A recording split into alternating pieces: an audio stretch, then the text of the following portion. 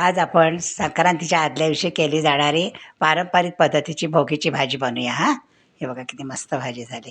आता वांगीच्या फोडी करून घेतल्यात, पावटा टाकला, हरभरा घेतला, वाटाणा घेतला, हे बघा शेंगदाणे घेतले, गाजर घेतलं, बोरं घेतली हां. पापडीची पण भाजी घ्यायची आणि सगळं स्वच्छ धुवून घेतलं.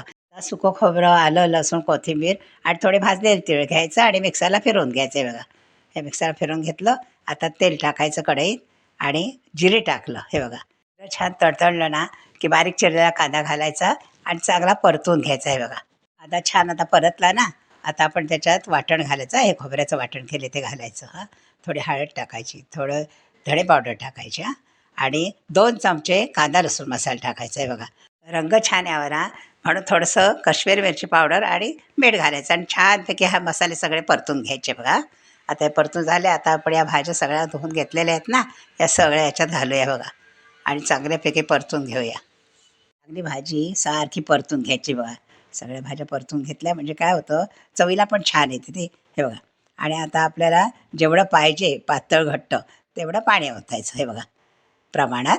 आणि पुन्हा एकदा मिक्स करायची. वरून अर्धा चमचा गरम मसाला घालायचा आणि झाकण ठेवायचं. झाकणावर थोडं पाणी ठेवायचं आणि 15 मिनटं भाजी शिजू द्यायची. आता एवढा 15 मिनटं झालीत, आपली भाजी मस्तपैकी शिजलेली आहे. तवंग पण छान आला आहे. हे वरचं पाणी त्याच्यात ओतलं आहे. आता बघूया, मस्त आपली भाजी तयार झाली. वरून बारीक चिरलेली कांद्याची पात घालायची आणि पांढरे तीळ घालायचे. मस्तपैकी आपली भोगीची भाजी तयार झालेली आहे. तुम्ही यावर्षी भोगीच्या दिवशी ही भाजी नक्की करून बघा. सगळ्यांना खूप आवडेल हां.